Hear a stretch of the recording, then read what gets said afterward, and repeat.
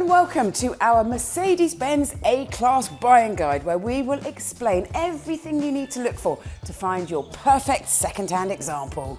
The spacious premium A-Class was revolutionary when it launched in 1997, but it was also a car that made unwanted headlines when it was first launched in 1998. Remember the elk test? Well, this Mk3 has had a much more stable life since then, and it benefits from more modern tech and slicker styling. And for a great deal on a used A-Class, do visit buyacar.co.uk. Mercedes went back to the drawing board with the Mk3 A-Class to combat competition from BMW's 1 Series and Audi's A3. So it's longer and lower than before and came with electronic stability control as standard.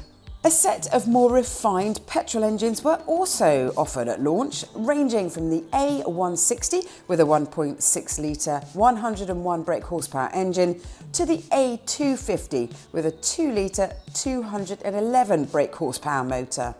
The diesels, which make for better motorway companions, start with the A180 CDI in 1.5 or 1.8 litre guise, followed by the more powerful A200 CDI with 136 bhp. Sitting at the top is the A220 CDI with 168 ponies. All of them were available with either a dual clutch automatic or a 6-speed manual gearbox, so you can take your pick. And in the summer of 2013, the most potent A45 AMG arrived. It featured, at the time, the world's most powerful 4-cylinder production engine with 360 bhp.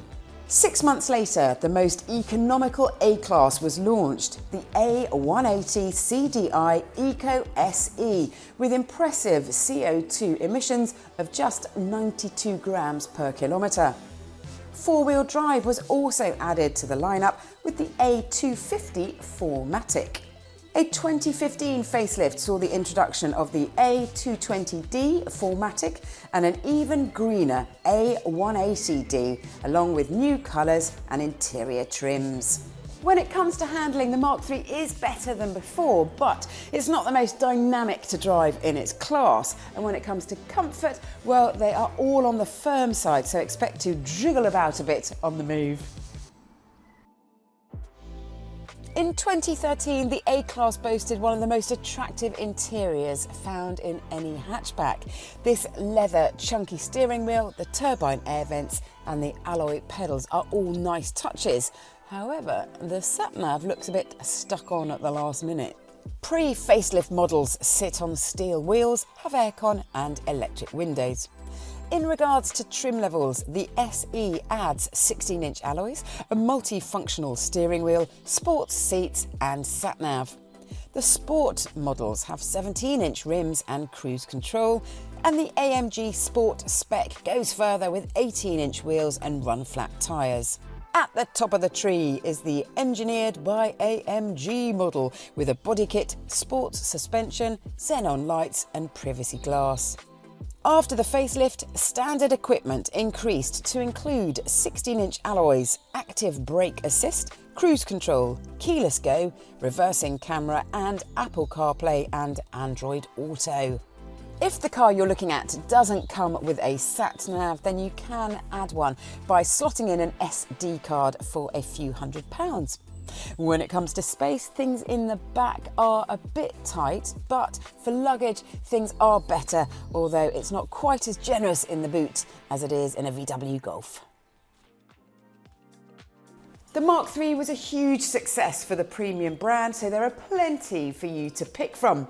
Make sure all recall work has been done because Mercedes parts can be expensive, but don't be shy to shop online for replacement items, as you could save money this way. Second-hand prices are buoyant. A good 2015 example with average mileage can be yours for around £10,000 to £12,000. Services need to happen every 12 months or 15,500 miles, and it's best to shop around for quotes because labour rates differ when you go around the country.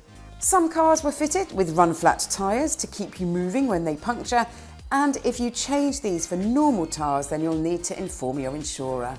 Cars with the 7-speed double-clutch gearbox give better fuel economy than the manuals, and if you're looking for more value for money, then look for cars that had a 5-year extended warranty when new, as this may still be valid today. Spending some time doing your research will pay off, I promise. So get to know the classified ads to find out what condition of car your budget will buy, and then look for the ones with the lowest mileage. As a guide, on average at the moment that is 8,000 miles per year. Early Mk3 models had front seat belts that rattled around the height adjuster. These were later redesigned, but keep an ear out for that during your test drive, as it can be a tricky fix. Owners say they enjoy the luxurious interior, neat styling and cheap road tax, but the pricey servicing costs and vague handling are downsides. The Mk3 A-Class has got strong tech, decent engines and a premium badge. The one I would go for is the most fun. It is the AMG version, but if you're on a tight budget, the A180 SE would be a perfect fit. But whichever model you go for, happy motoring.